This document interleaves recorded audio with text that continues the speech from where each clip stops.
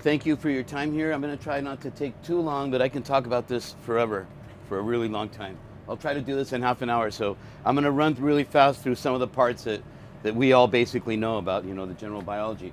But the really cool thing about this was, this is my PhD basically. And when I decided to go for it, here I am in my 60s, and I thought I was never going to do this. And when I spoke to my tutors at the university, they said I needed to, first they were going to give me an honorary PhD. But then when I showed them my curriculum, they said, oh, we can do way better than that. We can give you a real PhD, but you have to do a dissertation. And the dissertation is called a PhD by published works. So you have to do a dissertation, and it must include at least 12 of your published papers. And the beauty of it was that it's my whole career. You're going to see now that I start with how I started with the turtles, how I ended up in Cocos Island, and then I wrap it up with the leatherback turtles and the hammerhead sharks and Cocos Island. It all just was serendipity. It all came together, and so I'll tell you all about it. And I got my PhD last year in October, so I haven't even been a PhD for a year. So I feel like I'm part of the club now with all you guys. And it was a big thing too, because I only had a bachelor degree. And several times it was a limitation, for certain things. But, now, of course, I got it. So, okay, so. You can apply for a young researcher's grant. Huh? You can apply for a young researcher's Yeah. I remember those days. Okay. So, like I said, I'm gonna skip some of the parts. Like, when I started the dissertation, it's about how special the Eastern Tropical Pacific is, with all these waters mixing from the cold waters and the tropical waters and the countercurrents and the Costa Rica Dome, right? So this all has to do with all the diversity of habitats in the area, but I'm not going to go too deep into that. And like I said, I've been focusing my career first on turtles and on sharks. And even though they seem to be so different when it comes to conservation, they're almost identical, because we're dealing with large, slow-growing, long-lived animals with late sexual maturity, few offspring, and to make it worse for their conservation, they're highly migratory. So they have the same conservation issues. Both of them are widely consumed in domestic markets. Wherever sharks or turtles occur, people eat them. They eat the eggs, they eat the meat, they eat the baby sharks, they eat the big sharks, the shark fins, of course. But the thing is, wherever the sharks occur and turtles occur, people consume them. Also, there's a demand for these products in the international market. That's another big problem, because it's one thing if the small-scale fisher has to go eat, and have to feed my family and need some income. But when they're supplying an international market, that's where they drain the resources. Shark fins, of course. These are tortoise shell trinkets. Tortoise, the tortuga carey, hawksbill turtles, almost went extinct a couple of decades ago because of the international commerce of these products. Turtles got saved. We banned all international commerce of sea turtle products in the 90s. And the hawksbill turtles are coming back. Until we do the same thing with sharks, we're going to continue seeing them decline. Oops. And then they're also an incidental catch in different types of fisheries. And they're also really, in fact, a targeted catch. Right now, I have a personal war against the world with the word bycatch. I keep on saying we have to treat these simply as catches and mortalities. There's no such thing as a bycatch. Oh, I didn't want to catch it. And if it is a true bycatch, you cannot commercialize it.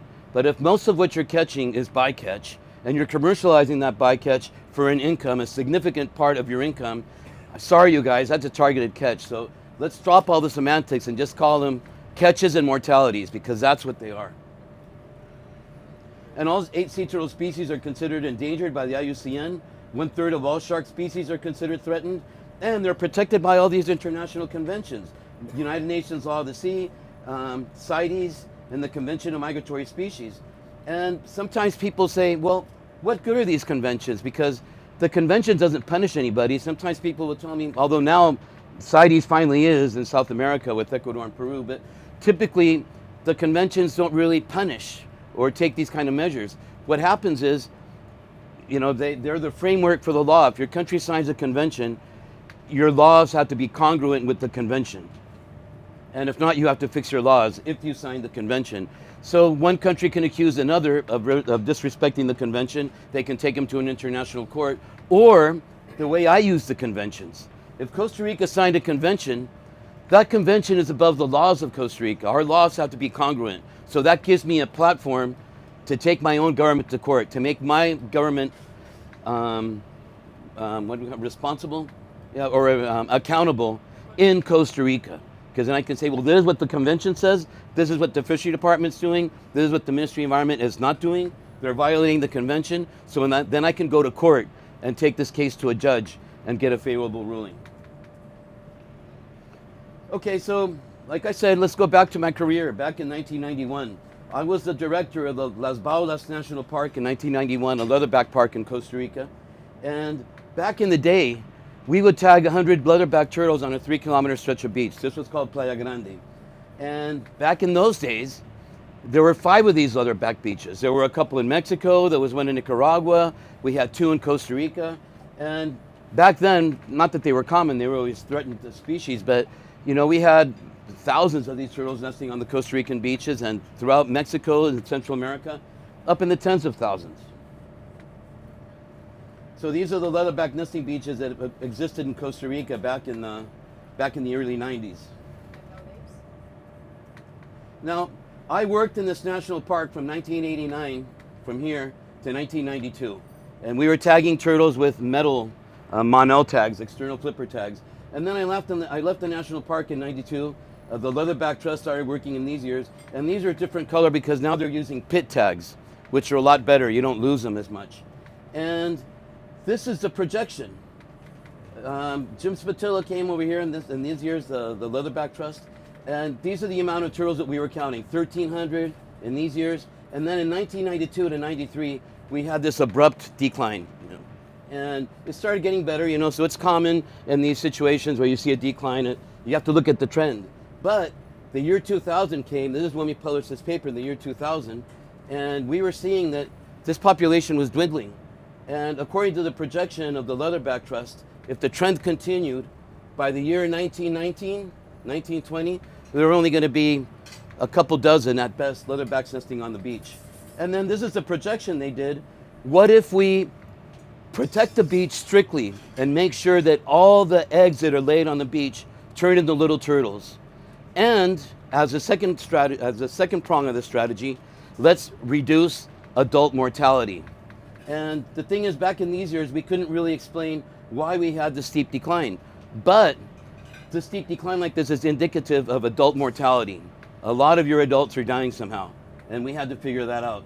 So with this projection over here, they're projecting what would happen if we save all the eggs and we reduce the mortality dramatically. And they were still projecting that by the year 1919, we could probably have 20 or 30 leatherbacks nesting on the beach with those measures.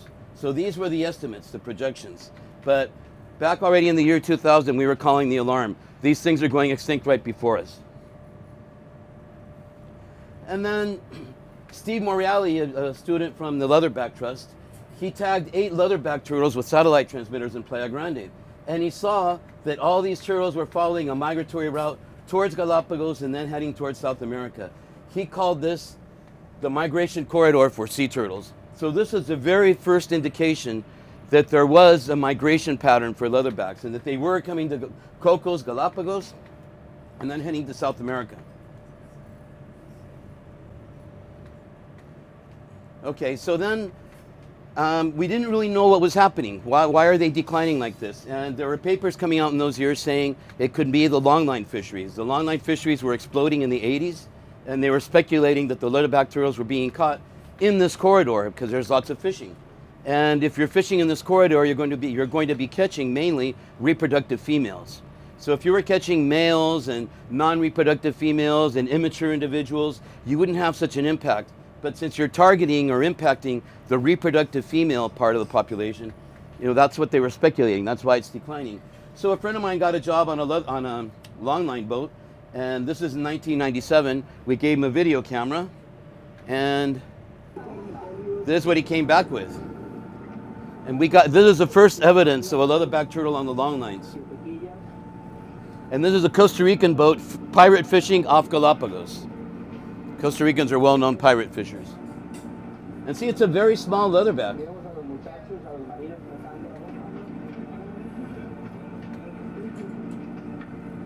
Now this turtle was released virtually unharmed. You saw it had the hook and the flipper, but usually Fishermen don't do this. They don't have time. They're busy. Sometimes they catch several turtles. These are big boats, have to bring it back up on the surface. They don't have time to do that. So usually they have a machete on board, and they either would have cut the line, or sometimes they want the hook back. These are big, expensive hooks. They're made out of stainless steel. They cost more than $1.50 each. So they just take the machete and slice it off so that they can get the hook back, and they can inflict serious damage, even mortal damage to the turtles. But anyway, we got the evidence, and here it is.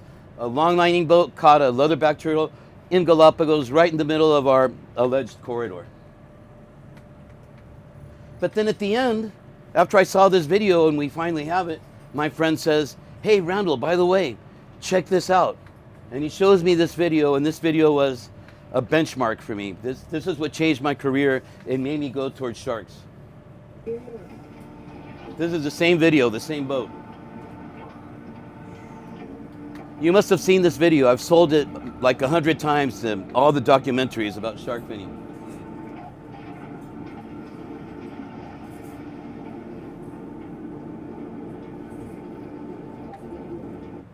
So I saw that video and I was like, what is this? I didn't even know that was a blue shark back then. I was strictly sea turtles. And then I did a little homework. It's 1997, so no Google, but we had other ways of searching on internet. And I found out, okay, shark finning, shark fin soup. And then I look at Punta Arenas, my hometown, my home port city. And there's all these Taiwanese boats dedicated to finning sharks and landing shark fins, nothing but fins. And then it came together for me. This is not a shark problem, it's not a turtle problem. It's an overfishing problem, and it's having wide ecosystem impacts. And if we can do something about the shark finning, we can also help the leatherback turtles. It's all coming in the same package, so as to say. Okay, so in the year 2003, I was working with a group called the Turtle Islands Restoration Network, and we published this ad in the New York Times. It's in February 18th, 2003. We got more than 1,000 scientists to sign it, and what it was calling for was, if we want to save the leatherback turtles and the sharks and all these endangered species, we have to shut down the Eastern Pacific Ocean to fishing. Of course, that's radical. And lots of people say, well, that's never going to happen. It's like, okay, it's never going to happen, but something like this needs to happen. And the people I was working with, the Sea Turtle Restoration Project, they were known for their work in the other group called Earth Island Institute. They merged out of Earth Island Institute, and they were behind the tuna dolphin issue. So in the United States, when they saw that the Sea Turtle Restoration Project was behind this and calling for a moratorium, lots of people freaked out because it happened with the tuna, and now what are these environmentalists going to do now? So there was kind of like an alarm. This was in the New York Times. Oh my God, now they want to shut down the Eastern Pacific. So we'd never shut down the Eastern Pacific, but it created enough concern for the US government to start pumping money into research. We have ways that you can shrimp trawl and not kill turtles. Let's develop technology so that we can long line and not kill the leatherback turtles. This is still focused on turtles. Then in 2007, George Schillinger, one of the members of Miramar, because of this special funding that started coming through, he got money to put 46 satellite transmitters on leatherbacks. Now we're talking. There's a really nice sample size. And what he detected was that these turtles were following a migratory corridor, but the corridor is not right on the ridge. Here's Cocos Island and here's Galapagos. We were assuming they must be doing this. But the leatherback turtles were actually heading towards South America. They get caught here in this gyre. This gyre pushes them down towards the Cocos Ridge, but then they correct their direction because they want to go to South America. And you can see here how they're swimming against the currents. They did all the currentometer and all that kind of work on them. And then you can see how they willingly can correct their route because they were deviated from the currents. And then they follow this corridor all the way over here. So he called this the migration corridor, which is slightly north to the Cocos Ridge. And I've been campaigning for this a long time. Before, we used to call this the Cocos Galapagos Swimway, or the leatherback corridor. What was I calling it? Leatherback Biological Corridor, Cocos Baules. So back then it was all still about sea turtles, still about the leatherbacks, and we were calling for the protection of the corridor if we wanted to save the leatherbacks. Okay, so then I met folks from the National Marine Fisheries Service and they saw my papers on long lining and the amount of turtles that we were catching. And they saw an opportunity, because if you do this kind of work, with the fishing technology work in other countries, you need to fish for a long time to get a huge sample size. In Costa Rica, I set a long line with a commercial fisherman that sets 3,000 or 4,000 hooks. We could easily catch 40 or 50 turtles in that single set. So they saw an opportunity there that we could really get some, we could get some significantly statistical information if we use the longline fishery in Costa Rica. So the first thing that we tried was, they funded this work, was dyeing the bait. And according to laboratory studies that have been done in the Azores and in Hawaii, if you dye the bait blue, loggerhead turtles apparently don't see it. So you dye the bait blue, and under laboratory conditions, you offer the turtles the dyed bait blue, and the dyed blue bait, and normal bait, which is white, just a squid bait, and the turtles would prefer the untreated bait. If it was treated blue, apparently they don't see it. Then you also can you can also dye the lines and dye the buoys and make them kind of like blend in with the blue of the ocean. And you have to remember, turtles are attracted to the long lines by their sight, not by the smell. So they see the bait or they see the lines in the distance, and that's what attracts them to the line. So it's kind of like making the gear more stealthy. Same thing with the bait. And it worked in the Hawaii and the Azores. They did reduce the catch of loggerhead turtles, but we tried it in Costa Rica with olive ridley turtles, and complete failure. The olive ridley turtles, they didn't care if the bait was blue or not. They were just biting the bait left and right. So, okay, blue bait, it doesn't work under our conditions. And then we started with the circle hook craze. These are the normal hooks that the Costa Rican fleet was using, but then the Inter-American Tropical Tuna Commission developed this circle hook. Circle hooks are designed to lodge in the animal's mouth. That way the animal is alive longer, and it reduces the post-hooking mortality. It can reduce the post-hooking mortality. Again, these were tested in the Azores and in Hawaii with a swordfish fishery. And they use a big circle hook. It's called an 18 circle hook. It's about this big. And their target is swordfish, and their bycatch is loggerhead turtles. So they showed that if they use a big 18 circle hook in the Azores and in Hawaii, they reduce the catch of turtles from 60 to 90%. That's great, let's try them in Costa Rica. The thing is, in Costa Rica, we're catching mahi-mahi, and our bycatch is olive ridley turtles. And Costa Ricans use circle hooks, but they use number 14 circle hooks. They're half the size. And after we did these trials, we found out that the smaller size of the hook defeats the circular design's capacity to reduce turtle catch. So using a smaller 14 circle hook, we were catching turtles left and right, just like a normal hook. So, if it's a smaller hook, it doesn't work. And then the IATTC insisted, and the crazy thing about this was we didn't have the science, and the IATTC was coming to Costa Rica and doing the hook exchange. So they would show up in Punta Arenas with suitcases full of hooks and tell all the fishermen, bring us your J hooks, we're going to give you circle hooks, and we're going to save the turtles, yay. It's like, well, we didn't even know. So we proved that these number 14 hooks didn't work, and then the IATTC designed the appendage hook, which is this hook with the wire on the side, and the wire is supposed to make the hook wider so the turtle can't put it in its mouth. Well, we tested the appendage hook, and it did reduce the catch of turtles significantly, but it also reduced the catch of mahi-mahi significantly. So if it reduces the catch of your target, it's not going to be acceptable by the fishing industry. But then they started to test, or we started to test, the offset hook. Again, if you use the big 18 circle hook and you offset the hook 10 degrees, you can reduce your turtle catch even more. So we tried that in Costa Rica with our 14 circle hooks, but it didn't work.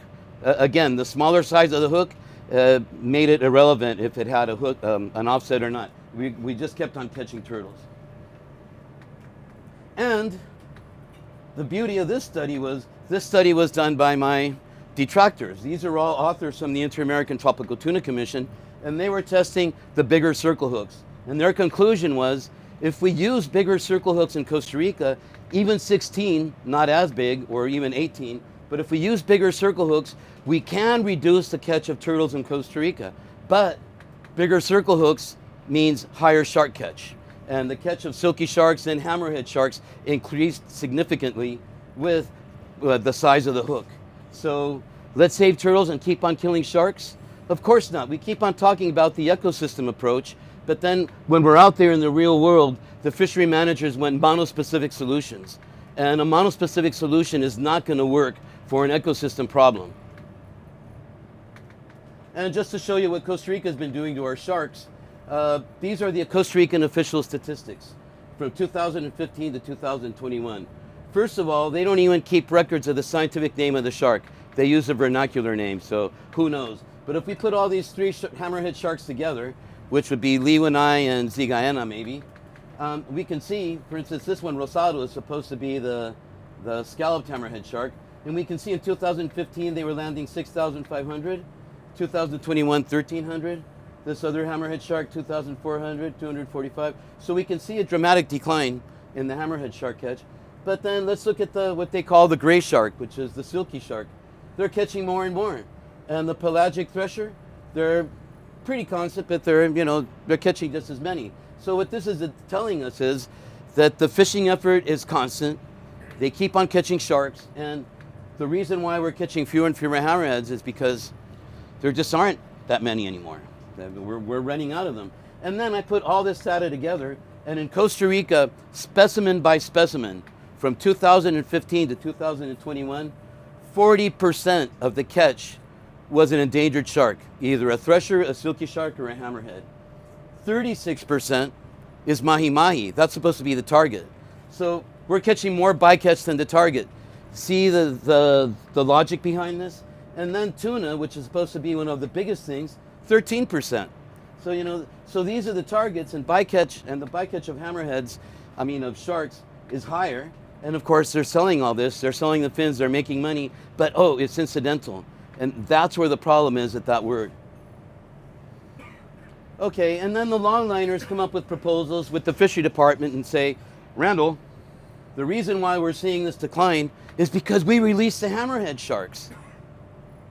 So they make this big campaign, and it's in the papers in Costa Rica. And so what they say is that by releasing the sharks, they're helping them, the hammerhead sharks, they're helping them recover. But then we made this little meme to remind them that, yeah, but according to the science, you can do this, you can release them, but according to the science, hammerhead sharks are the most vulnerable, or one of the most vulnerable species to longlining. Their post-hooking mortality is very high, and sometimes when you haul the line in, they're already dead. So it's not really an efficient method at all to release turtles. And the conclusion of this paper by Gallagher, and I love it, I always use his quote at the very end, the best conservation strategy for hammerhead sharks is to not even let them interact with the long lines. Once they interact with the long line and they get hooked, they're practically doomed. Tiger sharks and silky sharks, they're very resilient. We catch them, we bring them on board, we hold them for 15 minutes, we put tags in them, we draw blood, we let them go and they're fine. Hammerhead sharks, you can't do that. So these are, this is very common. I have to deal with this all the time. They come up with measures that sound great, but they're not. And then here's another one. Last year in February, like over a year ago in 2023, Costa Rica banned the catch of hammerhead sharks. And it was all over the papers and everything. It's like, oh wow, this is fantastic. Costa Rica banned the catch of hammerhead sharks. But the decree bans hammerhead sharks, but they allow the commercialization of the bycatch. So if you catch a shark as bycatch, a hammerhead shark, you have to release it unharmed. But if it's dead, you're not going to waste it, so then it gets commercialized. So these articles sound really well, but in reality they're not. So just going back a little bit more, in November 2008, scalloped hammerhead sharks are listed as endangered by the IUCN. Silky sharks are declared vulnerable in 2017. Pelagic thresher endangered, same thing in 2017. And scalloped hammerhead sharks are now critically endangered since 2019. Critically endangered means this species has 20 years. If the current trend continues for 20 years, this species will be gone. This was 4 years ago, and we ain't done nothing yet.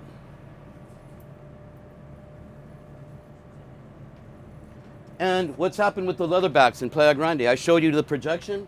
Well, this is up to 2015, 26 leatherbacks. Last year, 2003 or 2023, 3 leatherbacks in Playa Grande. They're gone. So, you know, the projection or the reality is worse than what we projected. So the leatherback turtles are practically gone, and I say this at the sea turtle conferences, we failed the leatherbacks. We studied them to extinction.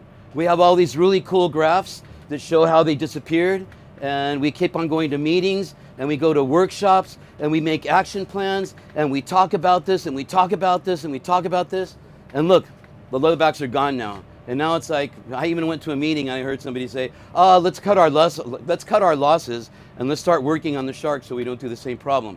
We don't do the same mistake. It's like, well, first of all, I'm not satisfied with cutting my losses, and we are going to lose the sharks if we do the same mistake. If we keep on going to meetings and talking about it and doing action plans and doing workshops and doing a workshop to see why the action plan didn't work, and then do a workshop to make an action plan that is going to work, and in 2 years from now we're going to meet again to see if the action plan worked or not, and if it didn't, we're going to make another one. It just goes on and on and on. And we already saw this happen to the leatherbacks. We had 20 years and nothing happened. And I'm really concerned about the sharks, especially the hammerheads.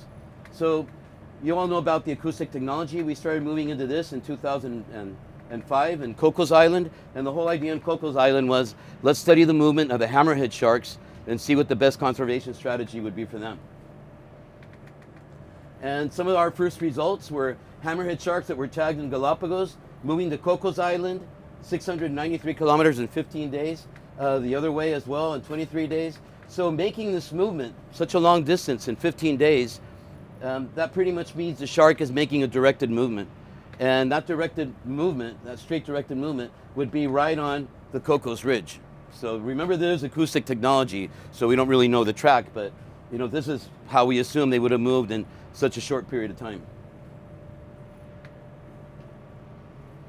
Then we already have evidence that the hammerhead sharks from Cocos Island and Montpello and Galapagos, we know it's a shared population, but one of our concerns was, when we started seeing this, was only about 5% of the sharks are going from island 1, 2, and 3. They're moving between the islands.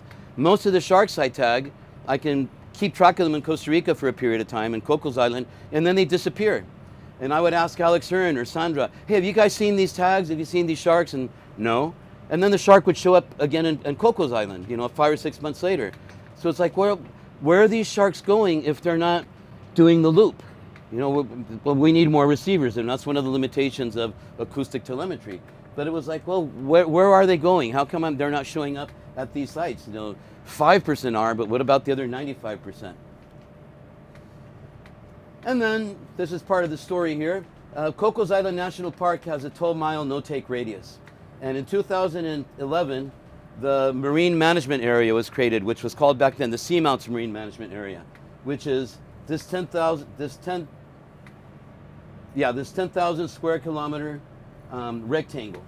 So you have this whole rectangle. There's a national park, which is no-take. Then they made this rectangle, and the rules in this rectangle, according to the management plan, which was never approved, was that in this part down here south, where there's a seamount called Las Gemelas, this was going to be no-take, because even though there was no data, everybody in the Park Service and everybody working in this knew that the fishermen had moved from Cocos Island to Las Gemelas, and they were now fishing at Las Gemelas and fishing hammerhead sharks.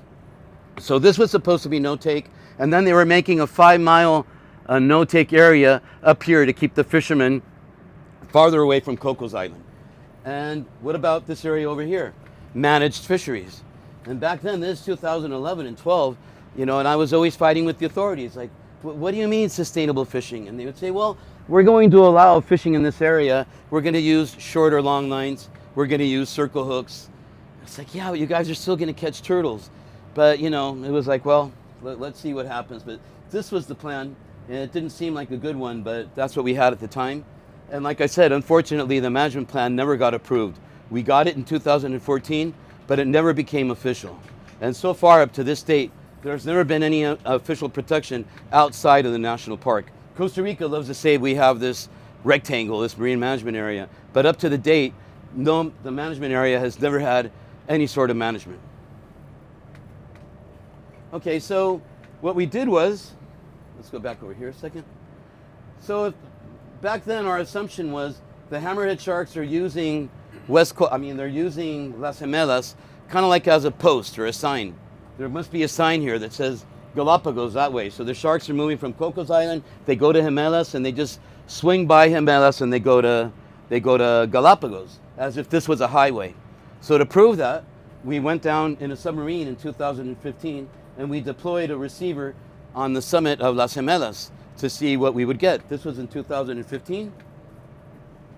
And this is what we obtained. We didn't get a lot of information, but one hammerhead shark was detected going from Cocos Island to Las Gemelas, back to Cocos Island, and back to Las Gemelas. So it was doing a back and forth movement. Instead of going to Gemelas and heading down south, it was going to Gemelas and doing this back and forth movement between Cocos and Galapagos.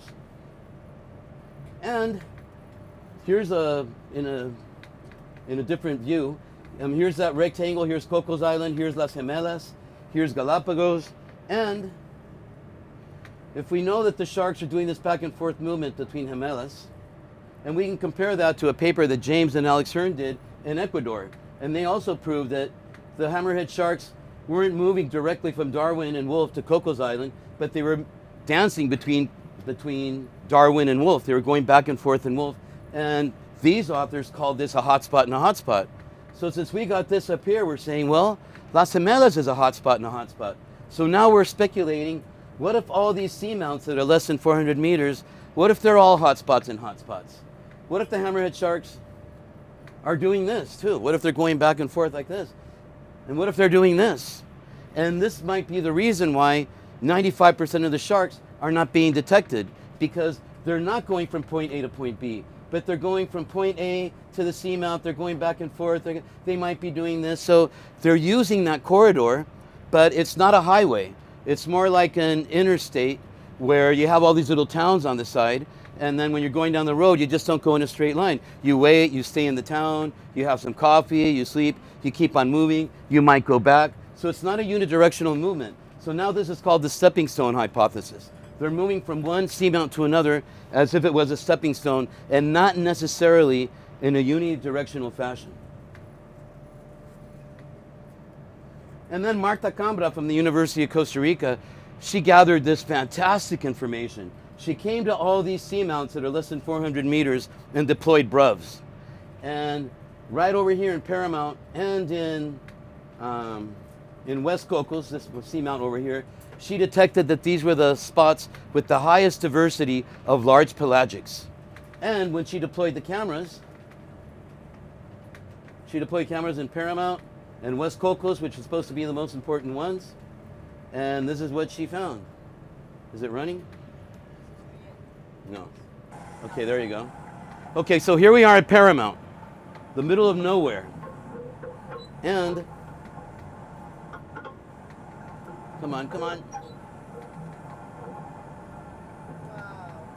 Schools of hammerhead sharks, hundreds.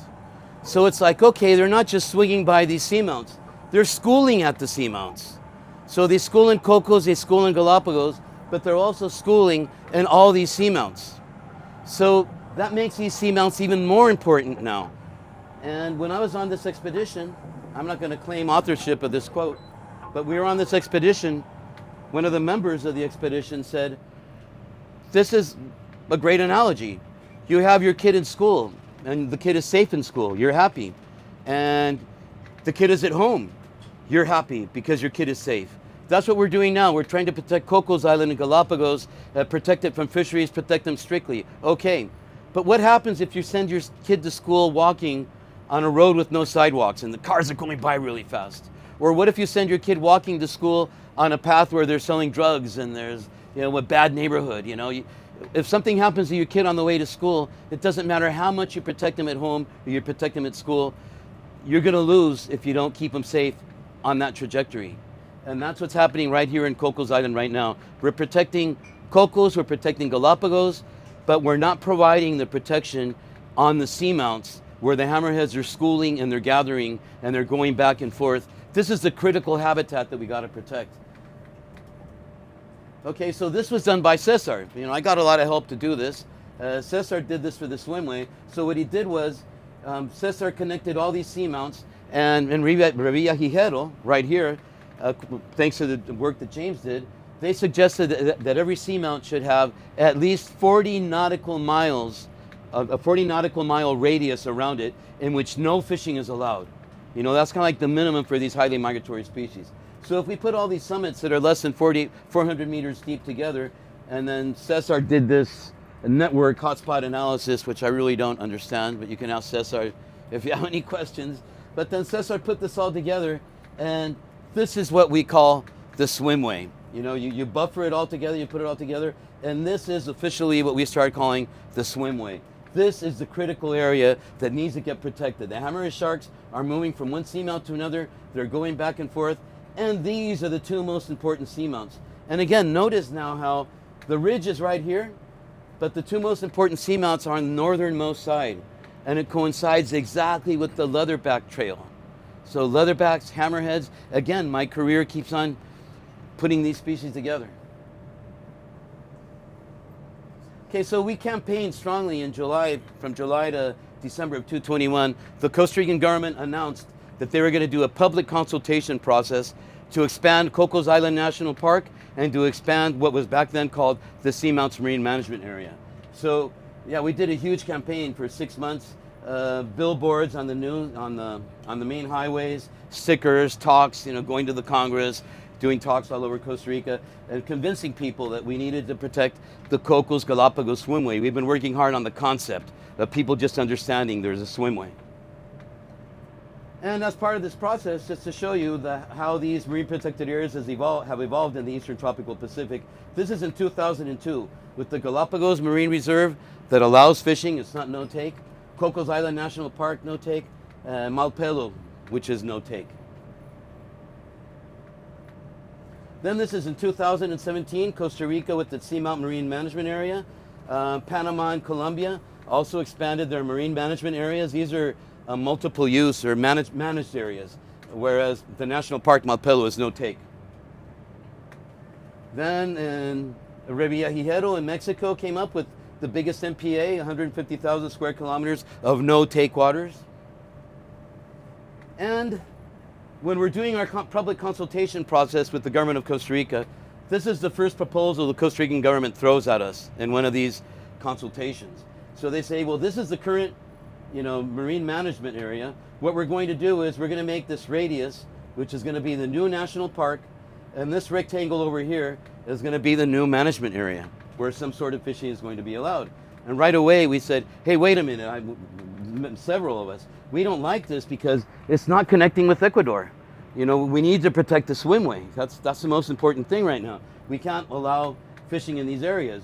So the public consultations continued.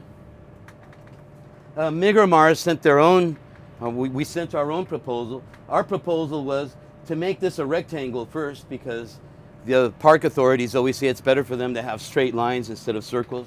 So we suggested this should be the national park, and that this whole area here, this pink area here and these diagonal lines, that this should all be the marine management area.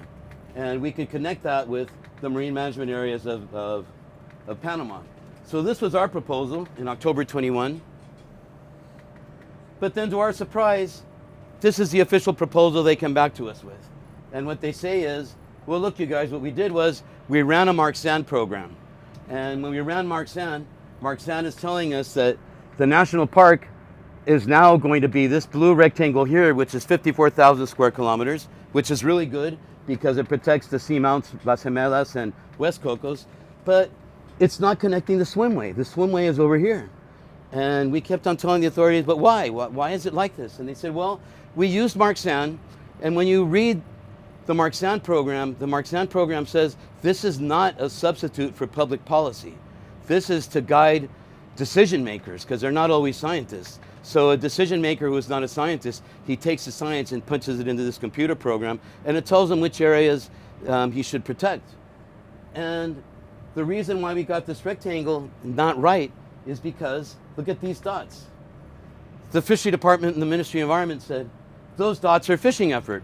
So we put the fishing effort into the program, and that's why we get that rectangle. And I work on fisheries, and I can see right here, that's gridded.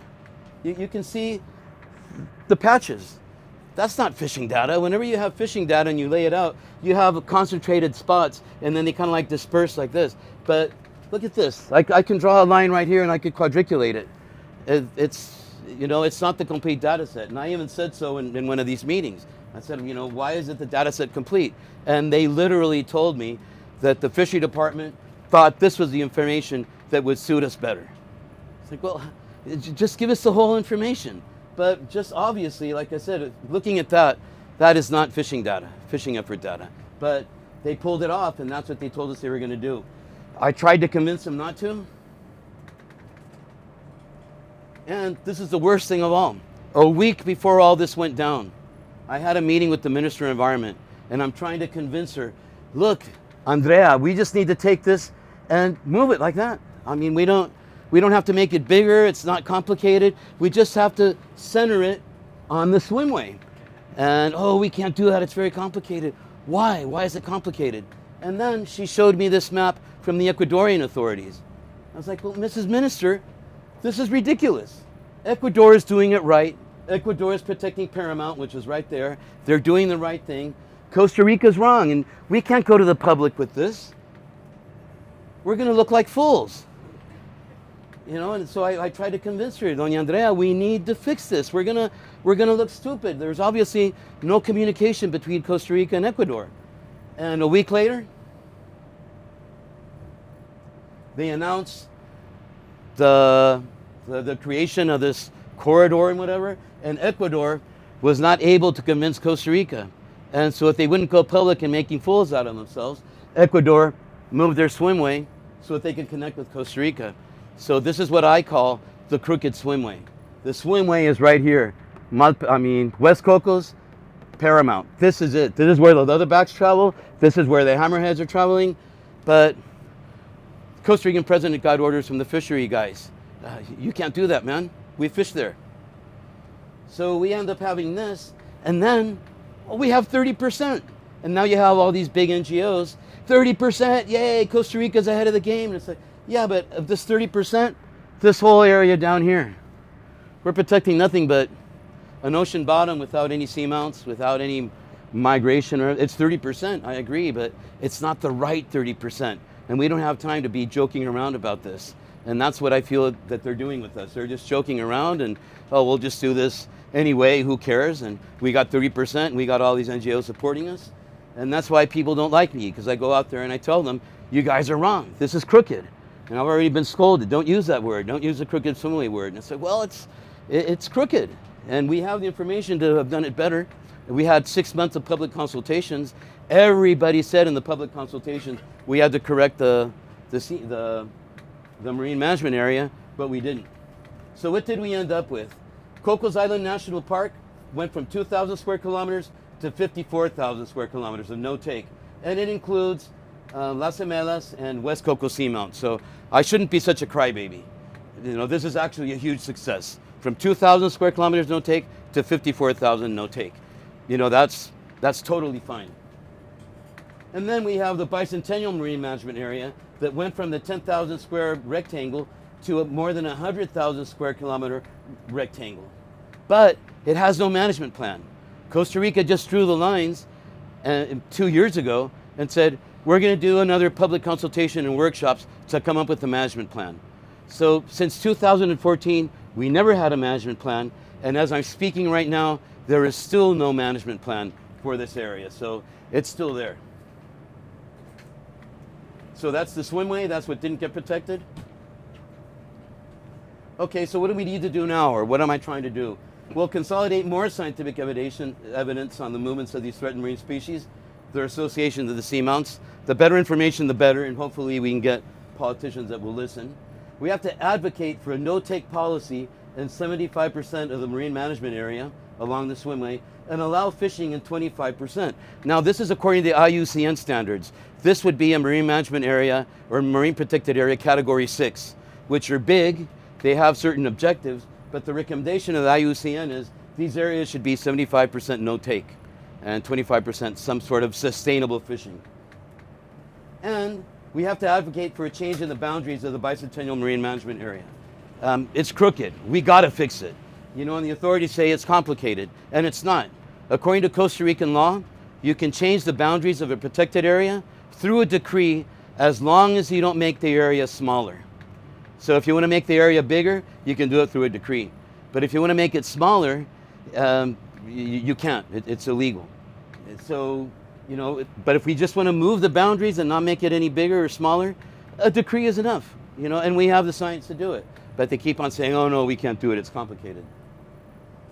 And then promote the use of green stick technology where you can fish. If we're going to allow fishing in the marine management area, we can't allow longlining. Again, we're going to be catching our beloved hammerhead sharks and our turtles, but there are ways to fish more sustainably. Tuna longline fishing, tuna pole and line fishing, could be one of the solutions. And right now, we're going through the latest process, and the environment authorities have already announced that they're reluctant to change the boundaries of the Bicentennial Marine Management Area, and that they have to allow longline fishing. It's like, why do we have to allow longline fishing? Because, it has to be allowed. We can't shut the longliners down. It's like, well, I don't get it. So anyway, this was the Costa Rican government's last proposal. This is from last year, like September or October. And what they're saying is, here's the national park, here's the marine management area, and what we're going to do is, we're going to make this 10-mile no-take area here on the border with Ecuador, and then right around the national park, we're going to have a buffer zone of another 10 nautical miles of no fishing around the rectangle, kind of like to make it bigger, push the fishermen out a little bit more. And then we're going to have all this area over here where we're going to allow sustainable fishing. And first of all, it's like, how does this respond to the science? Where did they get this idea? No take here along the border, and over here, it's like, where do these things come from? This has no technical background at all. And then it says that based on the zoning, it's recommended to regulate the length of the long lines that are actually used by the fishing sector. We have to regulate the depth of the fleet, and we have to define protocols of research so that they adjust to the criteria of the fishing authority, the Inter-American Tropical Tuna Commission. Now this has several legal problems. First of all, the law of biodiversity, which is under the Ministry of the Environment, it's under the law of biodiversity is under the Ministry of the Environment, and the law of biodiversity creates the marine management areas. And according to the law of biodiversity, the responsibility of implementing this law, the governing body, is the Ministry of the Environment and the National System of Protected Areas and the National Commission for the Management of Biodiversity. It doesn't say fisheries here. It's all Ministry of the Environment. The Fisheries Department does not have a say in what's going on in the marine management area. They have absolutely no authority whatsoever according to the law. And then we recently won a court case. It's going to be a year now in June. And I could give you a whole lecture on the court case, but basically what the court is saying in Costa Rica was, threatened sharks are wildlife. Declaring them commercial species in 2017 was unlawful. And these species must be protected by the wildlife conservation law under the governing body of the Ministry of Environment.